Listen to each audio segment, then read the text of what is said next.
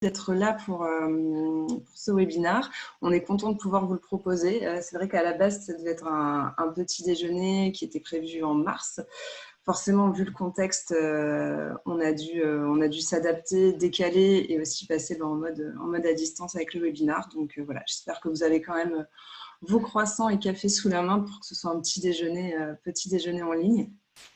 Donc, je suis avec Johan, qu'on entendra normalement, que je vais laisser se présenter dans quelques instants, et qui est là pour nous parler de la démarche de refonte qui a été faite pour le site Bouygues Telecom Entreprise. Et je suis aussi avec Thibaut, qui est notre CEO, que vous connaissez peut-être déjà sûrement pour certains d'entre vous, et qui sera là aussi pour répondre à vos questions. Hello.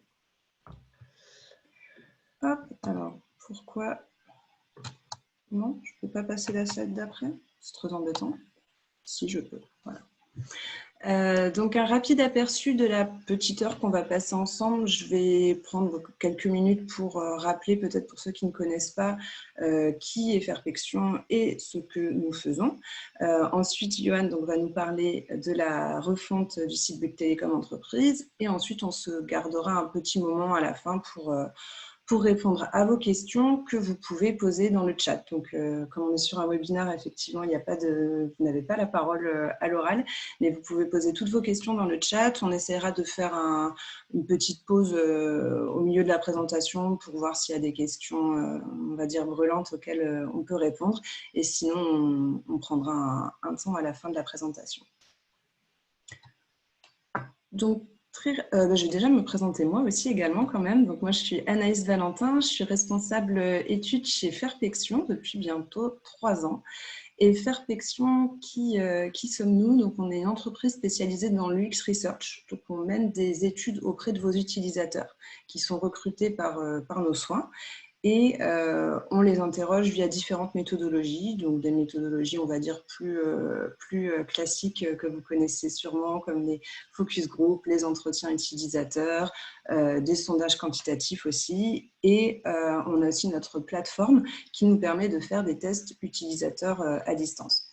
Et donc, on transforme ensuite toute cette matière, on va dire, ces enseignements, en analyse et en recommandation UX grâce à notre expertise pour que vous puissiez optimiser vos projets, tout simplement. Donc, je vais laisser Johan se présenter en quelques mots, en espérant qu'il ait retrouvé le son. J'espère. Bonjour à tous. On m'entend bien? Ouais, on t'entend bien. Bon, c'est déjà ça. Excusez-moi pour la vidéo. J'aimerais bien sortir l'excuse que c'est ma pièce qui n'est pas au bon emplacement dans l'appartement, mais il se peut que ce soit la connexion, en effet. Et sûrement la connexion Bouygues Télécom. Voilà, ça arrive. Voilà, je n'ai pas d'autres excuses techniquement. Donc de mon côté, Johan Debray, je travaille chez Bouygues Télécom Entreprise depuis 2 ans en tant que responsable du site Bouygues Télécom Entreprise. Et avant ça, j'ai fait une petite dizaine d'années chez un revendeur de matériel informatique professionnel. Voilà un petit peu pour mon expérience et ces petites années. Ça marche. Du coup, on va pouvoir rentrer dans le cœur du sujet. Donc moi, ma première question, c'est déjà, est-ce que tu peux nous expliquer un petit peu le contexte et les enjeux, on va dire, globaux chez Bouygues Télécom Entreprise? Alors dans sa globalité, si on prend vraiment Bouygues Télécom Entreprise, donc évidemment, on est sur un marché donc, B2B des télécoms. Bouygues Télécom est évidemment assez connu dans le B2C, vis-à-vis évidemment de Orange, de SFR et de Free. Moins dans le B2B. Moi, dans le B2B, on est arrivé un petit peu plus tard à ce niveau-là et on a fait un petit peu moins de vacarme. Et il y a quand même une certaine dimension, un certain besoin de Bouygues Télécom Entreprise de prendre un petit peu la place qu'il n'a pas pris depuis ces quelques années et un petit peu de se faire connaître dans le milieu du B2B sur toutes les solutions télécom. Et au niveau un petit peu de cette refonte du site ou ce site, quels sont les objectifs? Alors, c'est un site que nous, de notre côté, nous appelons le site prospect. Ce qu'on entend par là, c'est que ce n'est pas donc l'espace client, ce n'est pas ici que nous allons proposer un petit peu toute la valeur à nos clients, c'est plutôt sur ce site que nous allons présenter toutes nos offres euh, et en quoi elles sont bénéficiaires pour nos clients, ce qu'elles apportent, notamment cette période de télétravail, hein, évidemment, récemment.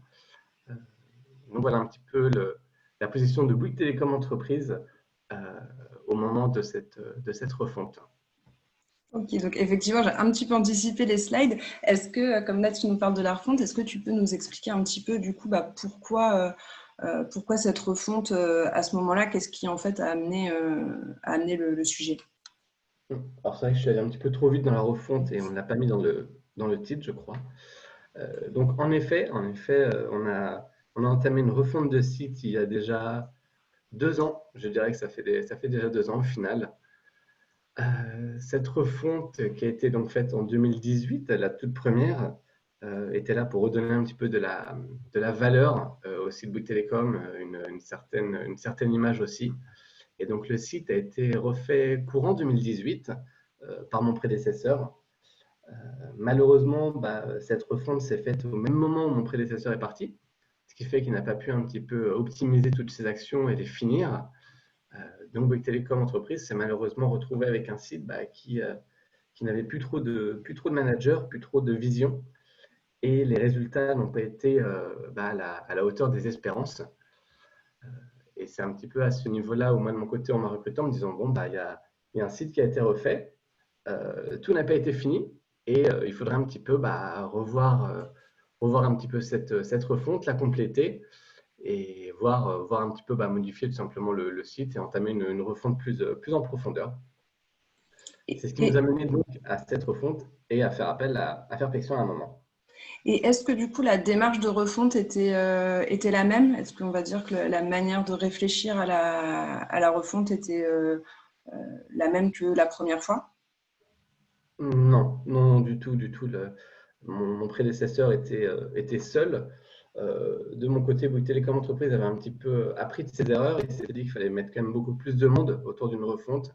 Alors, il n'y a plus forcément eu de recrutement ou une équipe digitale plus large, pas particulièrement, mais on va dire là, ça a été plus un travail d'équipe où là, vraiment, on a fait appel un petit peu au marketing, à la communication, aux avis de chacun, mais surtout assez vite, ce qui est ressorti, ça a été de se dire, la première démarche était une démarche, on va dire, un petit peu auto-centrée, avec quelles étaient les idées de Bouygues Télécom Entreprise pour son public. Et sur cette refonte, on s'est dit, on va peut-être pas sortir nous-mêmes les idées, mais plutôt en effet partir d'input clients ou prospects, si je puis dire. Euh, Qu'est-ce que nos prospects, eux, aimeraient trouver sur notre site? Ok. Et du coup, sur quoi vous vous êtes appuyé? Enfin, c'était quoi un peu on va dire le constat de départ et votre base de travail, tout simplement? Alors, le constat, au début, il y a eu un gros travail d'analyse un petit peu, de se dire qu'est-ce qui ne performe pas sur ce site. Alors, quand on dit qu'il ne performait pas, moi, quand je suis arrivé, on m'a juste dit, voilà, normalement, on a tant de personnes qui nous appellent pour souscrire à des offres chaque mois, donc des leads. Et là, on a quand même une forte baisse depuis la refonte et on n'arrive pas à l'expliquer. On n'arrive pas trop à savoir. Donc, pendant quelques mois, on a quand même fait plusieurs études pour se dire mais d'où viennent les pertes? Est-ce que c'est le visuel de ce site? Est-ce que c'est le wording? Est-ce que c'est l'image? Enfin, essayer de trouver vraiment toutes les petites erreurs à corriger. Et ce qui en est ressorti, c'était qu'en effet, il y avait tout d'abord une perte de visite. Cette perte de visite était due à une perte SEO. Donc ça, c'était un des premiers inputs qu'on a pu regarder. Derrière, il y a eu aussi des changements de serveurs qui ont causé des problèmes de chargement. Et là, niveau navigation, c'était assez dur, hein, soyons honnêtes, c'était assez dur, surtout en campagne média, quand il y avait du monde sur le site, ça se ressentait. Donc, comme on présente ici, il y a eu plus de 10 secondes en moyenne par page. Autant vous dire que c'est énorme. Et la navigation qui avait été totalement revue, entre les clics, la position des call to action pour proposer aux gens de soit découvrir des offres, soit de nous appeler, n'était pas forcément optimale. Et ce qui est arrivé à la fin à nous faire en effet une perte de lead, donc moins de contacts et moins de personnes potentiellement intéressées par de la fibre, par des forfaits, par des solutions de sécurité. Ok. Et du coup, bah, Anaïs, finalement, oui. excuse-moi, j'ai une question de Tanguy. Vous allez peut-être d'ailleurs en parler. Auquel cas, bah, prenez-le comme tel. Ou sinon, en fait, on a une question juste pour comprendre le périmètre de la refonte. Est-ce que c'était, du coup, le projet s'est fait sur la forme, sur le fond ou sur les deux? Alors, vaste question parce que cette refonte au final a été plus longue que prévu parce qu'en effet, elle s'est faite sur la forme et sur le fond. Il y a eu une approche qui était différente, il y a eu une réflexion et un choix stratégique qui ont été différents. Et la façon de faire, évidemment, a aussi été différente. On a un petit peu revu toute la stratégie du site au final et la façon de la réfléchir, la façon de mettre en œuvre cette refonte. Donc, à ce niveau-là, il y a eu deux aspects. Donc, vraiment, ça a été quelque chose qui était plus en profondeur afin d'avoir un site qui réponde réellement aux ambitions souhaitées. Donc, voilà, on est vraiment parti d'autres données, de data, du UX, de travailler en équipe, de réfléchir les choses en amont, de ne pas prendre de décisions à la hâte. Voilà, vraiment, il y avait une grosse réflexion aussi. Alors après, c'était vraiment du top-down et il fallait qu'on explique à la direction de se dire, n'hésitez pas à prendre 2, 3 semaines, un mois, voire 2 mois, pour qu'on trouve un petit peu les, les, les, les chiffres qui vont nous faire choisir les bonnes décisions. Et c'était aussi une manière un petit peu de leur expliquer, si on réfléchit plus en profondeur notre site, plus en amont, on va gagner du temps à l'arrivée parce qu'on aura un petit peu le résultat espéré. Donc c'est pour ça que cette refonte date au final de 2018 et n'a été finalisée que récemment. Et du coup, tu nous parlais tout à l'heure même sur cette slide de temps de chargement, de taux de visiteurs. Donc, on comprend qu'il y avait aussi on va dire, une forte implication SEO on va dire, à prendre en compte en parallèle du côté parcours utilisateur. Qu'est-ce qui a fait que finalement vous avez eu cette double démarche, on va dire, et comment vous l'avez abordée? C'est justement là où je dis que la refonte était quand même plus en profondeur. C'était de se dire, bon, il y a pas mal de soucis, on va essayer de faire une réflexion dans la globalité. Il était assez facile de voir un petit peu les pertes SEO. Ça c'était pas très dur à analyser. Maintenant, l'idée était. Alors, je ne vois plus rien, je ne sais pas si vous m'entendez. Moi, je t'entends toujours très bien. Hop, hop, hop. Alors, je ne sais pas pourquoi mon ordi se met en veille. Je vais revenir tout de suite. C'est bon, bah oui, si je ne bouge pas la souris, en fait, il se met en veille. Euh, donc oui, le SEO est arrivé assez vite parce qu'évidemment, s'il n'y a pas de visiteurs, il est évident qu'on aura moins de contacts. Euh, mais l'idée était de se dire, ça ne sert à rien que les gens viennent sur le site si derrière ils ne comprennent pas nos offres, s'ils ne comprennent pas le site, si nous n'arrivons pas à mettre en avant nos compétences et les bénéfices, ce ne sera pas utile.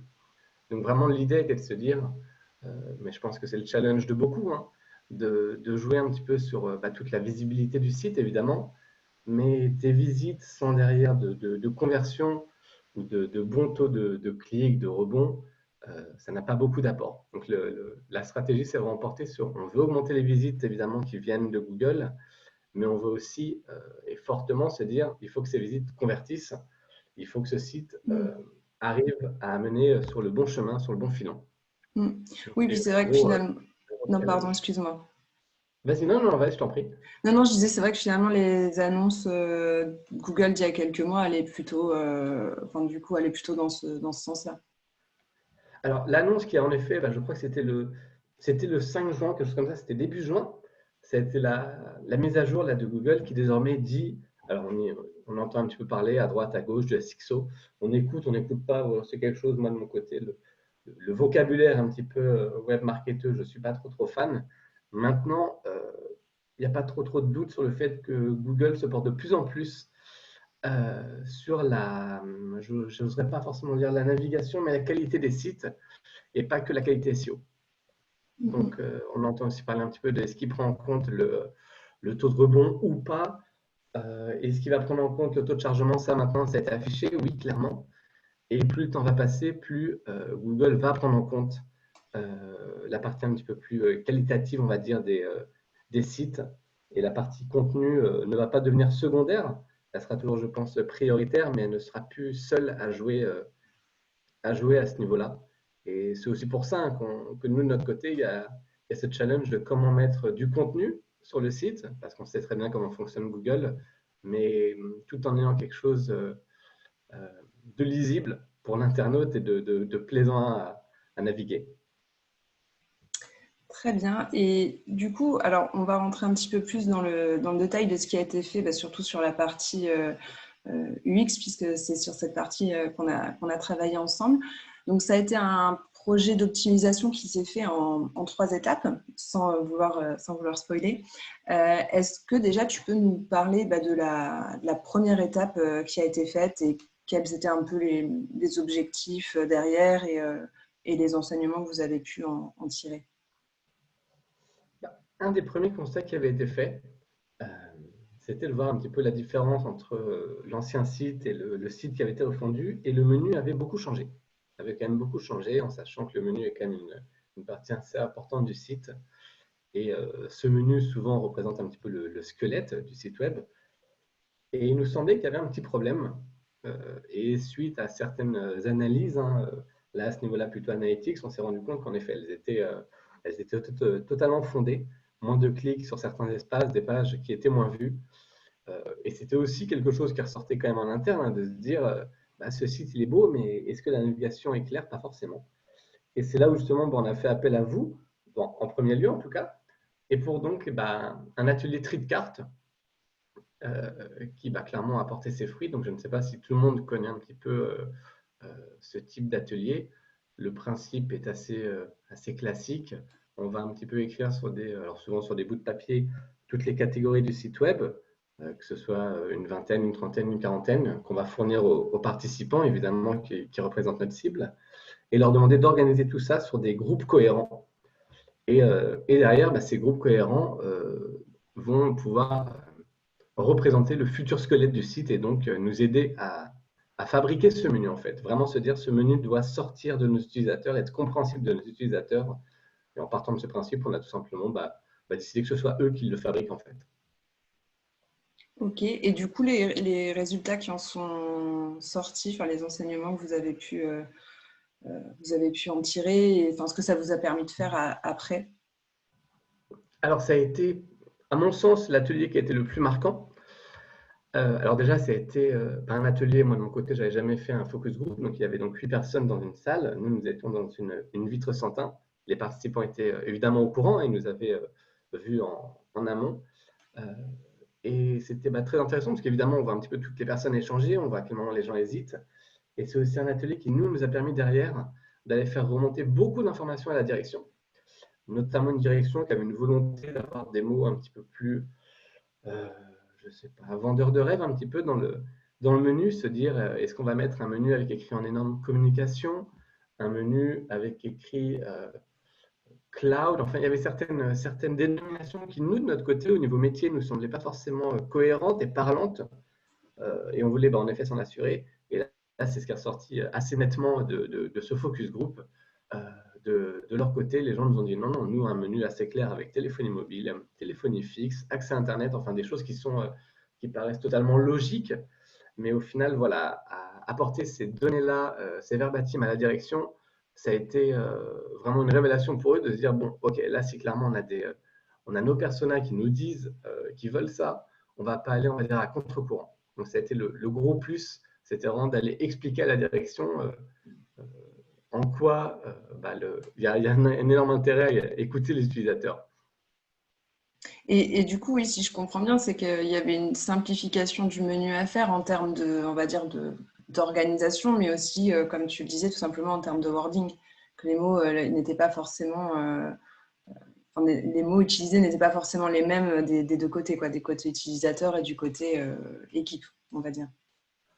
Ah bon, on se rend bien compte quand même, nous de notre côté en tout cas, chez Bouygues Telecom Entreprise, où les personnes qui décident les 3 quarts du temps sont très compétentes sur leur métier, sur leur niveau, chaque porteur d'offres, mais chaque porteur d'offres a souvent des dénominations très techniques et qui ne sont pas parlantes pour la plupart de nos utilisateurs. On a évidemment des utilisateurs qui sont techniques mais la majorité n'a pas tout le jargon vraiment très technique. Donc oui, ce trait de carte nous a permis justement aussi à ce que les gens puissent réécrire nos offres pour les rendre un petit peu plus compréhensibles tout simplement. Donc on s'est retrouvé au tout début avec un menu en interne qui était vraiment, on va pas dire un bordel, mais quelque chose qui n'était pas forcément simple à comprendre. À la fin, avec quelque chose qui était hyper logique. Clairement, c'était hyper logique.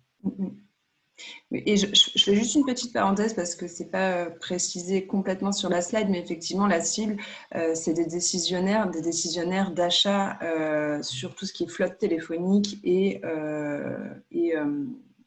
connexion Internet. Oui, c'était tout. Et voilà, la partie, les responsables d'achat télécom professionnels. Et on avait, dans mes souvenirs, je crois que nous avions 3 représentants de petites PME, 3 représentants de grosses PME et 2 représentants de grands comptes, donc de grandes structures. Ok. Et donc, une fois finalement que votre cible vous a un peu aidé, enfin, vous avez co-construit, effectivement, la nouvelle arborescence avec cette cible, ça du coup a permis derrière à tes équipes de faire des wireframes, on va dire des premières maquettes basse définition. Et ça, donc, c'était la deuxième étape. Donc, je te laisse aussi nous en parler et va nous expliquer un petit peu comment ça s'est passé. Alors là, en effet, c'était une autre approche. Une fois en effet qu'on avait le menu, on a pu un petit peu réfléchir à l'arborescence du site, à comment un petit peu comment nous devions organiser le site. Alors derrière, je ne vais pas préciser toutes les réflexions qu'il y avait. Est-ce qu'il y avait un impact SEO? Oui, non. Au final, sur le menu, pas tant que ça. Et ça nous a permis donc de commencer un petit peu à tout maqueter. Si mes souvenirs sont bons, nous avons pris 1 mois pour commencer un petit peu les maquettes. Et là, l'approche à ce niveau-là, elle était différente. Là, vous nous aviez proposé de faire un test sur une version desktop et aussi évidemment sur une version mobile. Donc, je crois qu'on avait, donc là, je vois 15 entretiens. Je ne sais pas si nous n'avions pas 8 et 8, donc peut-être c'était 16. Mais voilà, 8 personnes qui avaient testé le desktop, 8 personnes qui avaient testé le mobile, toujours derrière une vitre sans teint. Et encore une fois, les gens sont quand même prévenus, évidemment. Et donc là, c'était des maquettes que nous avions positionnées sur InVision, qui rendait quand même un petit peu la chose dynamique. Donc, bien que ce soit des maquettes qui étaient plates, certains emplacements de la maquette pouvaient être cliquables afin d'arriver à une autre page et de proposer quand même un parcours, parce que c'était le but principal ici, c'était de tester la logique des pages, le lien entre elles. Est-ce que les gens voulaient entrer par une page d'accès Internet? Ensuite, on parle de fibre. Ensuite, on leur précise la fibre. Ou est-ce que les gens voulaient directement avoir l'offre de la fibre le plus vite possible? C'était un petit peu ça le principe, c'était de connaître les niveaux de discours et de parcours sur le site. Ok. Et pareil, les principaux points qui sont ressortis, tu peux nous en parler un petit peu? Les principaux renseignements que vous en avez tirés, qui vous ont permis d'avancer par la suite? Alors, ce qu'on s'est rendu compte, c'était notamment en mobile, c'était là où ça nous avait perturbé le plus, parce qu'en desktop, nous n'avions pas fait un changement énorme. C'était trop long. C'était trop long, et là, c'était quelque chose qui vraiment nous a sauté aux yeux quand les gens commençaient un petit peu à naviguer et à scroller, où les gens disaient qu'il y a beaucoup trop de texte, il y a beaucoup trop d'images. Et c'est là où on voit qu'on a quand même eu beaucoup de mal à avoir une réflexion mobile first, parce qu'on a beau se dire on fait mobile first, mais on fait mobile first, on fait la bête erreur de, en premier, faire quand même les maquettes desktop. Donc on se dit un petit peu mobile first pour se faire plaisir. Puis dans les faits, c'était pas ça. Dans les faits, c'était pas ça et ça s'est ressenti dans les tests. Et donc c'est ce qui nous a quand même beaucoup aidé. Et notamment des gens qui allaient aussi nous dire, alors là, c'était un petit peu plus en desktop, un petit peu moins en mobile, que ça manquait de visuels, mais des visuels qui étaient, on va dire, parlants. Parce qu'on mettait des croix et les gens s'en rendaient bien compte. Et sinon, on mettait des graphiques pour un petit peu expliquer. Ici, il y aura on va dire, une image qui soit parlante vis-à-vis de l'offre. Et les gens nous disaient quand même que ça manquait. Ça manquait de visuel, c'était un petit peu trop de blabla, un petit peu trop dense. Donc voilà, c'est en grande partie ce qui est ressorti. Je ne vais pas tout préciser, évidemment, mais même on le voit, là je vois à gauche un petit peu l'image que nous avions mis. Même nos CTA, juste le wording qu'on devait mettre dans les CTA, nous avait été conseillé. À certains niveaux, nous mettions en savoir plus et les gens nous disaient, mais là si je clique, qu'est-ce qui se passe? Et là, on leur précisait, potentiellement, ça peut vous ouvrir une pop-in ou bien ça vous emmène vers un parcours d'achat. Les gens disaient, dans ce cas-là, il faut me mettre peut-être commander, ou il faut peut-être me mettre le mot demander un devis, mais le mot en savoir plus, il faut que derrière, j'ai une page qui m'en dise plus. Donc voilà, c'était des choses comme ça qui nous ont beaucoup, beaucoup apporté. Ok. Et donc, une fois que vous avez eu toutes ces, on va dire, ces recommandations, donc vous avez pu optimiser les maquettes et donc les rendre, on va dire, un petit peu plus dynamiques et surtout apporter la dimension de design. Et donc, ça, c'était la troisième et la dernière étape de research, en tout cas. Est-ce que, de la même façon, tu peux nous en dire un petit peu plus? Alors, de base, on s'était un petit peu dit, est-ce qu'on fait 2 tests de wireframe? L'idée était au début de se dire, on fait un test. Si ce test est, on va dire, concluant, on peut directement enchaîner par les UI et ensuite faire des tests d'UI. Ou alors, si vraiment on voit que le test de wireframe est vraiment négatif, il faudra qu'on repasse par un test de wireframe. Là, en l'occurrence, il y avait évidemment plein d'inputs qui en sont sortis, mais ce n'était pas catastrophique, ce qui nous a permis, on va dire, d'enchaîner avec un test d'UI. Et là, ce test d'UI, évidemment, il fallait qu'on valide déjà les, les correctifs que nous avions faits suite au wireframe, à se dire il ne faut pas que ce soit trop long, il ne faut pas que ce soit trop verbeux, il faut que ce soit parlant. Et on avait aussi une autre attente vis-à-vis de ce test. Alors celui-ci était donc un test à distance, parce qu'on avait une autre attente là, c'était vraiment une attente aussi comment dire, de ressenti vis-à-vis du site, vis-à-vis des UI, vis-à-vis de la charte graphique. Nous avions quand même aussi une volonté avec ce site-là de repositionner Bouygues Télécom Entreprise visuellement en tant que revendeur professionnel. On estimait que le site, à certains niveaux, ne reflétait pas forcément la partie professionnelle. Et c'est aussi quelque chose que nous voulions challenger. Et là, on avait vraiment besoin de verbatim euh, où les gens pouvaient nous dire, voilà, est-ce qu'ils estimaient que le contenu était pro, l'approche était pro. C'était aussi un des choix qui a fait que nous avions privilégié ce test à distance pour aussi avoir des inputs un petit peu plus visuels sur l'impact du site. Alors là, Ok. notamment, on voit un petit peu ce qu'on avait écrit. Alors, le dynamisme, c'est quelque chose qui est ressorti tant dans nos wireframes que suite aux UI. Et pour être honnête, encore maintenant, c'est quelque chose qu'on recherche. Maintenant, c'est vrai que ça design d'interaction et toute la partie graphique, visuelle, c'est encore quelque chose qu'on essaie de travailler. Par contre, ce qui était vraiment ressorti assez nettement, c'était cette volonté des gens d'avoir des caractéristiques précises, d'avoir des puces parlantes avec potentiellement des logos, des pictos, des choses claires, on va dire. Les 3 quarts du temps, je trouve que les inputs sont, quand on les lit, ils semblent basiques, mais nous, de notre côté, qu'on est dans notre run, quand on commence à faire nos créations, on oublie ces choses-là. En fait, on oublie ces choses-là et c'est bien, ça nous a remis un petit peu les pieds à terre en nous disant, mais non, il faut que ce soit au final assez simple, assez clair, avec des puces, quoi. Ok, et donc une fois que ces protos ont été, on va dire, retravaillés et validés de votre côté, comment ça s'est passé, on va dire, chez vous, la suite au niveau des étapes? Alors, suite à ça, on a pris quand même pas mal de temps. On a pris pas mal de temps parce qu'on s'est rendu compte aussi, en parallèle de tous ces tests en interne, que nous n'étions pas assez staffés, qu'il y avait besoin aussi quand même de plus de personnes, tant pour le run que sur la partie gestion de projet, que sur la partie analyse. Et depuis l'été dernier, on a quand même été un petit peu renforcé au digital. À l'époque, de mon côté, j'étais seul sur la partie digitale et la partie communication. Il y avait seulement 2 personnes. Désormais, au digital, nous sommes 3. La partie communication, ils sont 3. Voilà, ça nous a renforcé un petit peu les gens pour nous dire il nous faut du contenu plus quali. Donc, il va falloir écrire tout ça. Il va falloir faire des designs sur toutes les pages.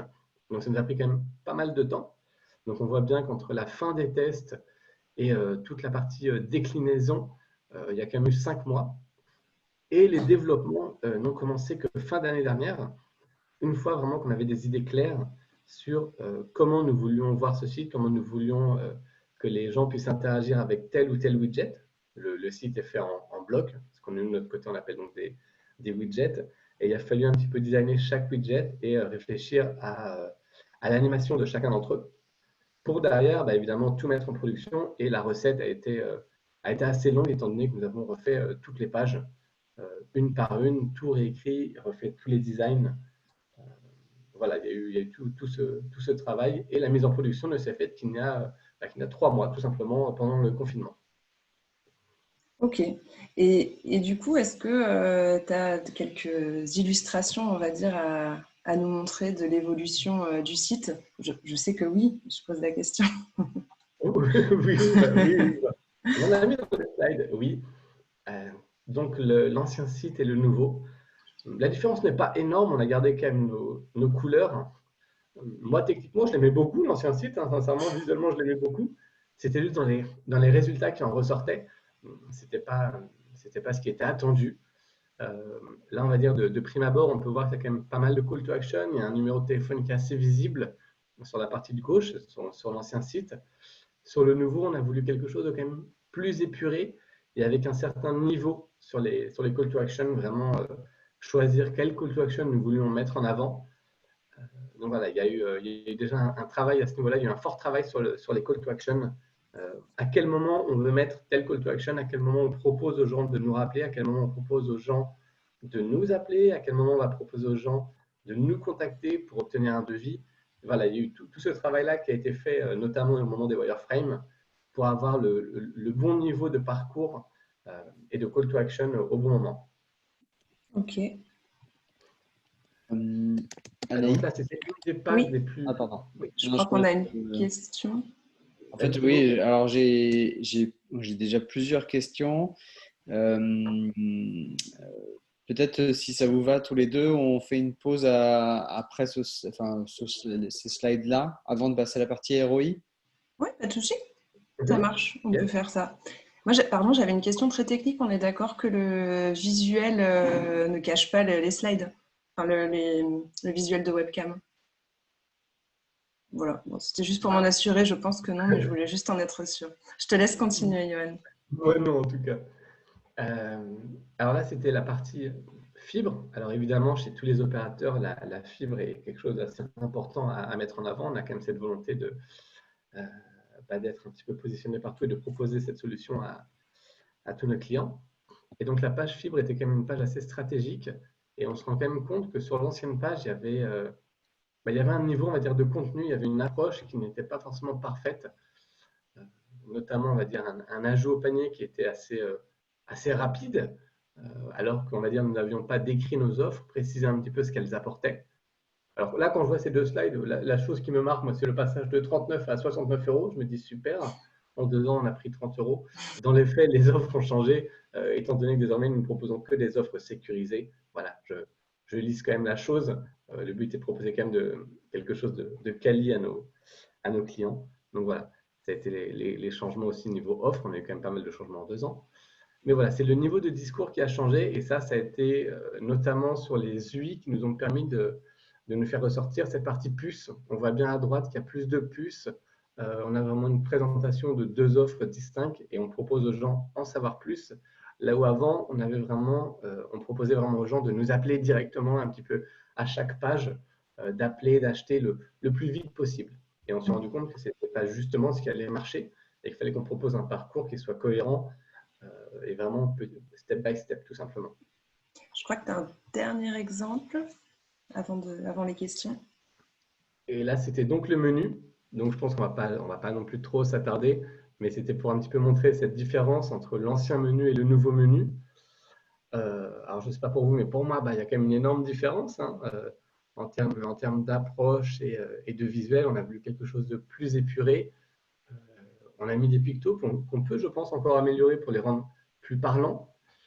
Mais il y avait aussi ce côté où avant, nous avions une volonté de faire le moins d'entrées possible, mais de tout mettre à l'intérieur.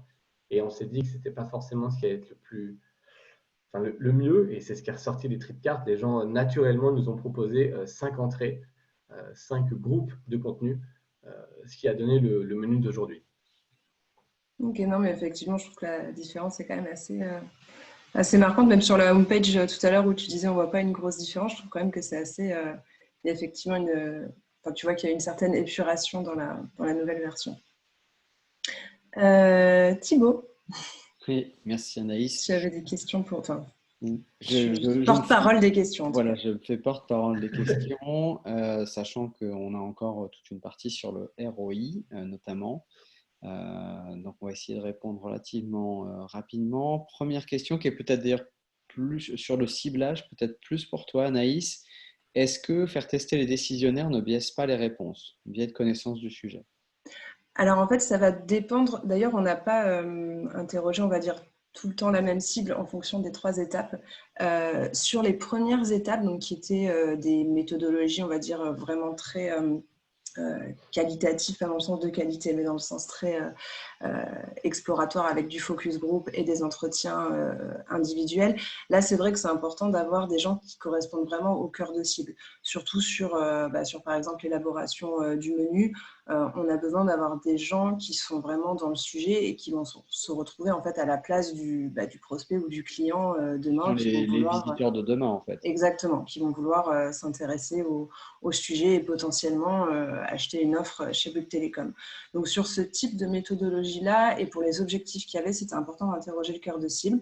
Sur la 3e phase, qui était plus effectivement un test de, on va dire, d'impact du design et vraiment valider un parcours d'achat, mais on va dire qui pourrait finalement être un parcours d'achat qu'on pourrait calquer sur d'autres modèles. Là, on a un petit peu élargi la cible, puisque c'était moins nécessaire d'avoir uniquement le cœur de cible. Donc, il y avait 10 décisionnaires qui correspondaient au cœur de cible et 20 autres personnes qui correspondaient à une cible plus élargie pour effectivement avoir une vision, on va dire, un petit peu plus large et des prototypes qu'on leur montrait.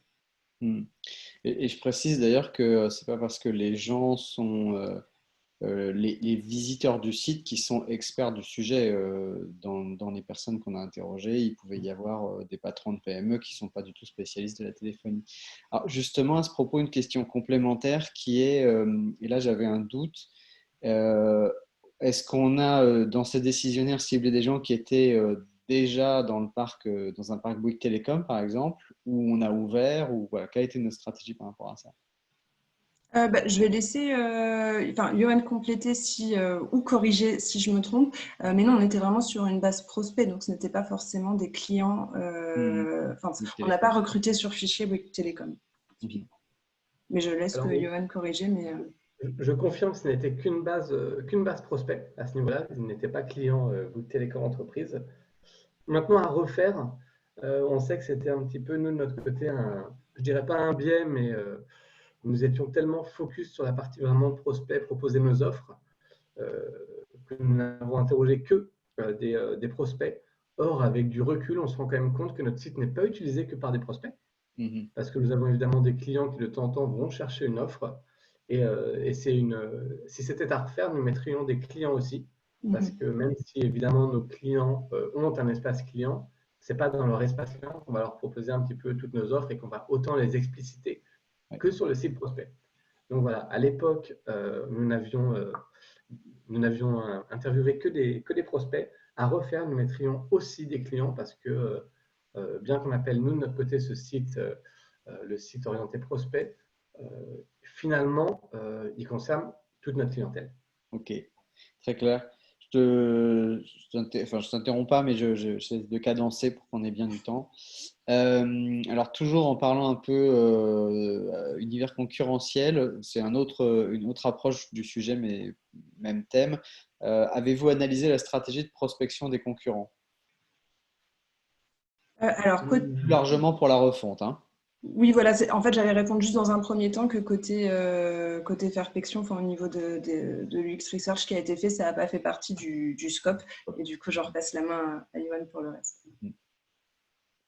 De notre côté, oui, on a quand même regardé ce qui se faisait à droite, à gauche, toujours, voir un petit peu prendre les bons et les mauvais, prendre les bons éléments et éviter les mauvais éléments. On a certains concurrents qui potentiellement proposent trop de contenu ou c'est trop lourd. Ça nous semblait trop lourd et c'était quand même des inputs que nous avions eu aussi de la part de clients, parce qu'on avait déjà de temps en temps posé des questions à des clients suite à ce qui soit passé chez nous. Et donc, oui, on a quand même analysé nos concurrents. Mais encore maintenant, soyons honnêtes, encore maintenant, eux avancent, nous avançons et on regarde évidemment énormément ce qui se fait de l'autre côté. Et assez régulièrement, on voit de très très bonnes idées ou de très bonnes approches. On se dit, mais pourquoi nous n'avons pas eu celle-ci? Donc oui, à l'époque, nous avons regardé ce qui se faisait de l'autre côté et nous regardons encore quand même. Mais alors là, pas que dans les télécoms, pas que en France. L'idée vraiment d'aller voir un petit peu tous les sites orienté solution et quelles sont les approches un petit peu que les gens vont donner tant pour du client que pour du prospect afin de nous faire mûrir notre site pour notre cible. Une vision assez large de l'univers concurrentiel. Ok. Alors justement, toujours dans les éléments qui élargissent un peu le débat, on a une question sur le fait d'avoir, est-ce que l'accessibilité a été une des composantes de la refonte? Et donc par accessibilité, je précise voilà, pour les personnes malvoyantes, avec des handicaps, des déficiences, etc. Alors, honteusement, je répondrais non. Non, du tout, Wow. du tout, du tout. Honteusement, parce que c'est pas non plus quelque chose, on va dire que j'affectionne de se dire qu'on a fait, on était vraiment très ciblé sur une partie prospect et de façon assez basique. Euh, donc non, non, c'est pas quelque chose qui a été pris en compte, c'est quelque chose qui clairement le sera à l'avenir, parce que désormais, Bouygues Télécom Entreprise a quand même pris un petit peu des épaules depuis quelques temps au sein de Bouygues Télécom. Et étant donné que c'est quelque chose qui est fait au niveau du grand public, normalement sur les prochaines refontes, c'est aussi quelque chose qui sera fait de notre côté. On n'est pas encore, on va dire, assez staffé pour pouvoir avoir une vision full, on va dire 360 et répondre un petit peu à tous les besoins. Donc malheureusement, c'est pas quelque chose qui a été travaillé à cette Alors, époque. je vais quand même compléter et peut-être un tout petit peu nuancer dans le sens où c'est sûr que c'était pas, on va dire que c'était pas l'objet, enfin ça faisait pas partie des objectifs de manière particulière. On n'a pas eu à tester et à évaluer pardon, particulièrement l'accessibilité. Après, c'est vrai que de toute façon, dans les grilles, on va dire, d'analyse qu'on utilise, et je pense surtout à la dernière étape où là, donc, il y avait le design qui était ajouté.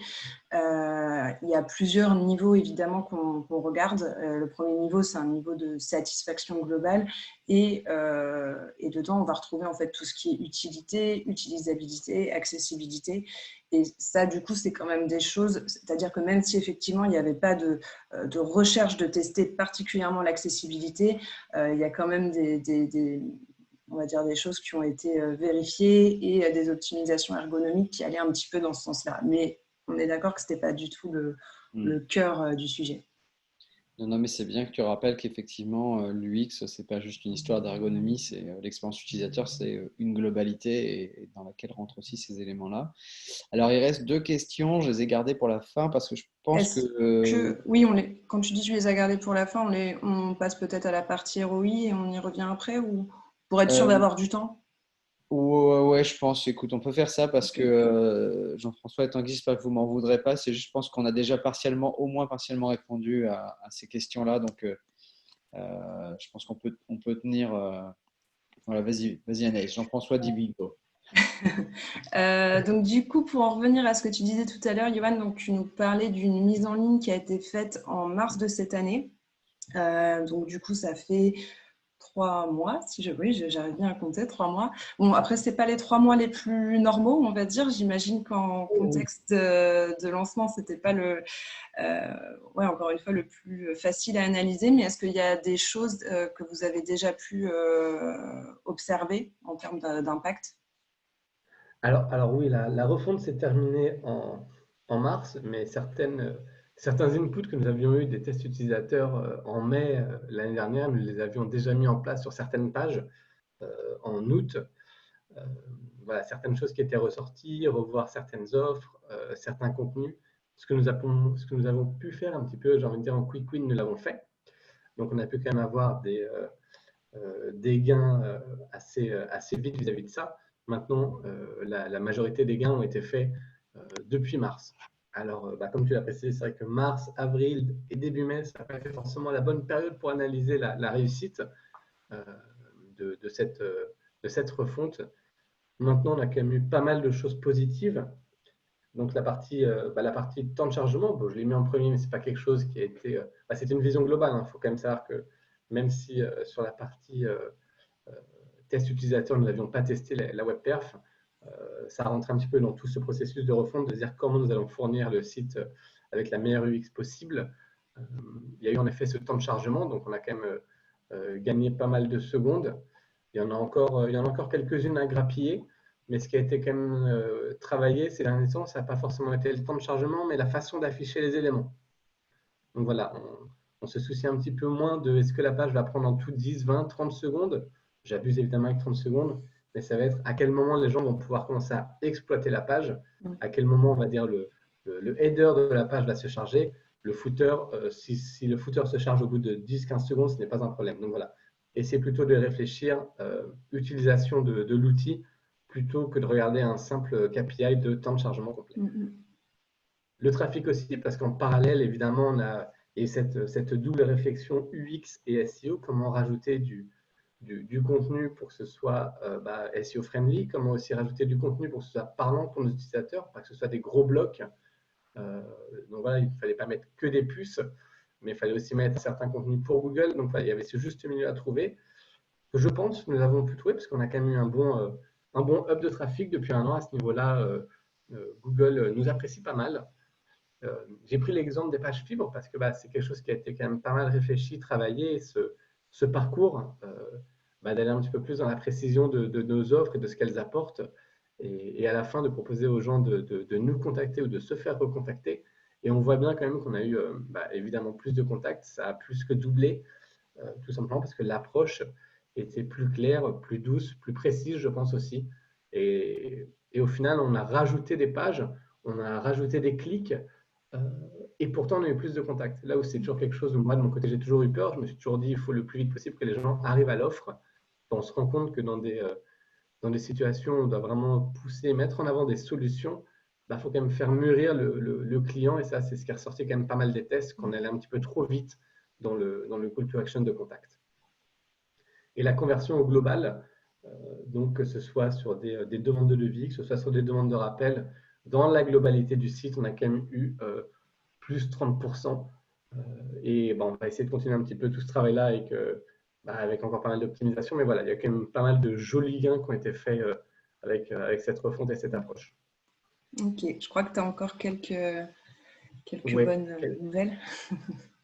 Quelques exemples, c'est vrai que la fibre, c'était encore une fois quelque chose qu'on a travaillé. Donc là, c'était plus sur une partie voilà, un petit peu plus à ce niveau-là SEO, parce qu'il y avait quand même c'était quand même un autre challenge, c'était de fournir un contenu quali qui donne envie vraiment aux gens de nous contacter, mais que ce soit pas trop lourd. Et on s'en est sorti. Donc voilà, sur la partie fibre entreprise, qui est de notre côté un mot-clé très stratégique, on a réussi à se positionner en première position. Pareil pour des offres de 4G et notamment aussi nos pages de routeurs 4G. On sait que c'est un besoin des entreprises ces derniers temps. C'est un accès à la 4G, étant donné qu'il y a du télétravail, toutes ces choses-là. Et on s'est quand même rendu compte qu'en refaisant notre menu, on a des taux de clics qui ont été supérieurs. Alors, ça peut être aussi faussé, attention, par le confinement. Mais voilà, si on regarde et qu'on compare un petit peu les taux d'avant et les taux de maintenant, il y a quand même un net gain sur la vision de cette offre. Ok, écoute, très bien. Est-ce que du coup, c'est quoi quelles sont les prochaines étapes, on va dire, pour ce site? Alors là, à court moyen terme, maintenant, c'est de se baser beaucoup plus, même sur la data. Tous ces tests ont quand même fait mûrir à nous notre direction sur l'intérêt de regarder beaucoup la data et un petit peu arrêter de regarder ce que nous on a envie de faire, de ce que nous on aimerait mettre en avant. Avec les équipes avec qui j'ai travaillé, notamment la communication, c'est quelque chose sur lequel on s'est pas mal battu, on va dire, de se dire le but n'est pas que ce site vous plaise, nous plaise, mais qu'il plaise à nos utilisateurs. Et c'est pour ça que désormais, on va vraiment. Alors, si on revient sur la slide d'avant, ça va créer un petit revirement. Non, mais ça illustre bien, enfin, les deux sont liés, hein, ça s'illustre très bien. Désormais, on va quand même beaucoup regarder où est-ce que les gens passent du temps, où est-ce que les gens cliquent, où est-ce que les gens ne passent pas de temps. Et là, on va se dire, en effet, le contenu n'est peut-être pas intéressant. Est-ce qu'il faut qu'on le repositionne dans la page? Est-ce qu'on doit le réécrire? Est-ce qu'il est tout simplement inintéressant? Donc, c'est quelque chose qu'on va quand même beaucoup regarder désormais. Et cette partie, évidemment, A/B test, où là, c'est quelque chose qu'on n'a pas, qu'on ne peut pas, enfin, c'est pas forcément quelque chose qu'on attendait à ce niveau-là des tests utilisateurs, de se dire quel mot on doit mettre à quel endroit. Là, on est vraiment sur de la minutie. Donc voilà, maintenant, c'est des petits tests. Est-ce que le bouton doit être en bleu? Est-ce qu'il doit être en vert? Est-ce qu'on doit mettre nous contacter? Contactez-nous. Est-ce qu'il y a un impact? Est-ce que je dois rajouter encore une page de parcours? parce que c'est quelque chose qui est ressorti et désormais on se pose la question des fois de se dire est-ce qu'on ne va pas rajouter encore une page qui va permettre au client ou au prospect de qualifier son besoin et de l'aider dans sa recherche. Et l'ordre des blocs, comme j'ai dit, là, ça va sortir du heatmap, c'est de se dire, est-ce qu'en remontant tel ou tel bloc, les gens vont avoir potentiellement plus confiance dans mon offre, peut-être mieux la comprendre. Est-ce que j'ai peut-être pas mis les caractéristiques trop basses dans la page? Et voilà. Maintenant, ça va être A/B tester des petites versions. Ok, très bien. Donc, Oui, voilà. donc, non, pardon, je te laisse finir si tu avais Voilà. d'autres choses à ajouter. Ce que je disais avant, c'est cette partie désormais plus centrée sur l'utilisateur et non centrée sur nous, nos offres, sur nous, ce qu'on a envie de pousser, sur ce que nous, forcément, on a envie de dire. Évidemment, sur certaines offres plus ou moins avant-gardistes, il va falloir que de notre côté, on y mette vraiment fortement notre patte. Mais sinon, se dire que tout doit dépendre quand même de ce que nos utilisateurs nous disent, des remontées qu'on a, tant des tests que des appels téléphoniques, et de fournir le niveau de contenu et les offres vis-à-vis de tous nos inputs. Et à l'avenir, parce qu'il y a quand même pas mal d'offres qui sont en cours chez Bouygues Télécom Entreprise, et depuis la refonte, on a même 3-4 offres qui sont sorties. On en a encore d'autres qui doivent arriver avant la fin de l'année. Et il y a de très fortes chances qu'on ait de nouveau peut-être un tri de cartes parce que 3 offres en plus, là on a peut-être 5 ou 6 d'ici la fin de l'année. Il va peut-être falloir qu'on réfléchisse encore à ce site et on s'est aussi rendu compte que les gens avaient besoin de peut-être plus d'accompagnement, de plus de réflexion sur certaines solutions. On va donc sûrement rajouter des pages qui les aident dans la réflexion, potentiellement un configurateur ou des choses comme ça pour les aider. Et ça va être en effet une modification du menu, une modification de parcours. Et je pense qu'on va revenir un petit peu à nos amours à ce moment-là. Oui, finalement, c'est conserver, on va dire, une vision utilisateur que tu vas nourrir à la fois avec avec des données plus quanti, comme de la BTS, de la heatmap, des données analytics, et que tu vas compléter du coup avec une approche plus quali pour un petit peu expliquer ce que tu auras identifié, les points bloquants ou des choses comme ça en quanti. Donc, très bien. Écoute, je crois qu'on a fait le tour. Je ne sais pas si toi, tu avais des choses à ajouter. Mais sinon, on va pouvoir du coup rebasculer sur les questions. Il nous reste quelques minutes. Et puis, si après, pour les personnes qui ont encore des questions, toi, je ne sais pas, Johan, mais nous, on peut encore se prendre un petit peu de temps. Donc, il n'y a pas de problème. Alors, tu veux ajouter un mot, Johan, ou je t'inquiète pas, j'ai des questions pour toi. Non, ça va. J'ai raconté ma petite vie, c'est bon. Top. Oui, il y avait une question juste pour savoir si vous aviez aussi creusé la partie ROI entre desktop et mobile. Je reformule un peu la question, mais Très, très bonne question. Très, très bonne question. Et la réponse est oui. Oui, on a regardé ça.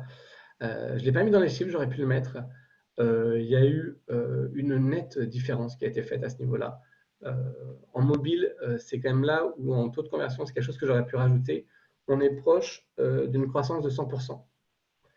Alors pourtant, on n'a pas forcément eu un hub de visite sur la partie mobile depuis l'analyse des chiffres, mais il y a eu quand même un travail vraiment la navigation était pas mal revue sur le mobile. C'est là où je pense il y a quand même le plus de changements au final, notamment sur le positionnement d'un sticky, sur des CTA qui sont mieux positionnés à un meilleur niveau, une mise en avant du numéro de téléphone, ce qui n'était pas fait auparavant. Et oui, le gain était encore plus fort en mobile qu'en desktop. Je te pose rapidement une dernière question et puis après j'aimerais qu'on ait, avant que les personnes qui doivent partir partent, je voudrais faire tourner un petit sondage pour connaître au global votre niveau de satisfaction avant que vous partiez les uns les autres, pour ceux qui ne pourront pas rester.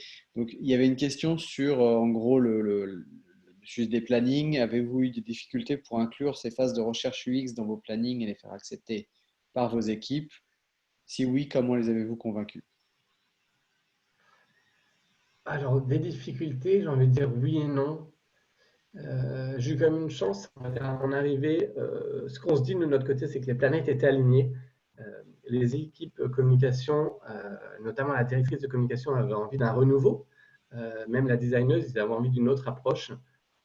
Et c'est vrai que quand on a commencé à en parler à la direction, de se dire que là, on aimerait quand même avoir une approche qui soit plus UX, les gens étaient quand même plutôt fermés au début, mais vu qu'on était plusieurs à leur dire ça, et que de toute façon, il fallait refaire ce site, ils nous ont laissé un petit peu carte blanche.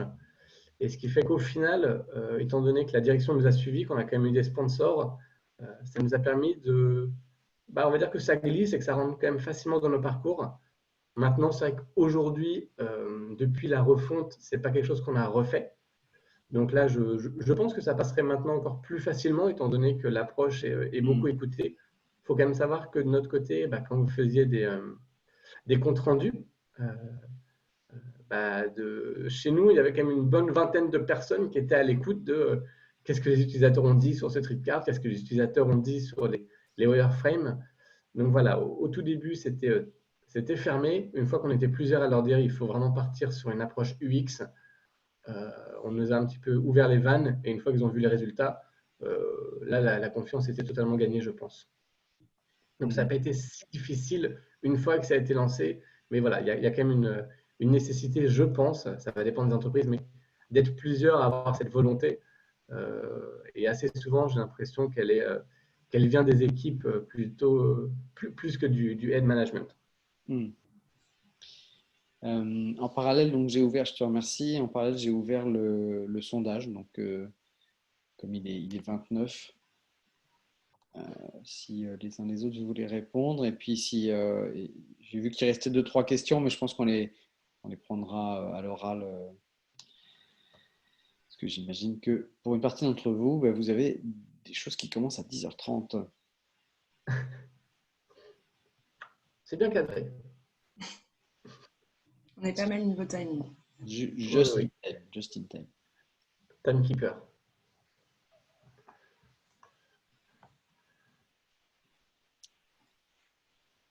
Voilà, donc ce qu'on peut dire, Anaïs, ça te convient si est-ce qu'on arrête l'enregistrement ici? Tout à fait. Et puis voilà, d'accord. Alors donc officiellement, on va dire, on passe en off, on passe en officieux. J'arrête l'enregistrement pour ce webinaire.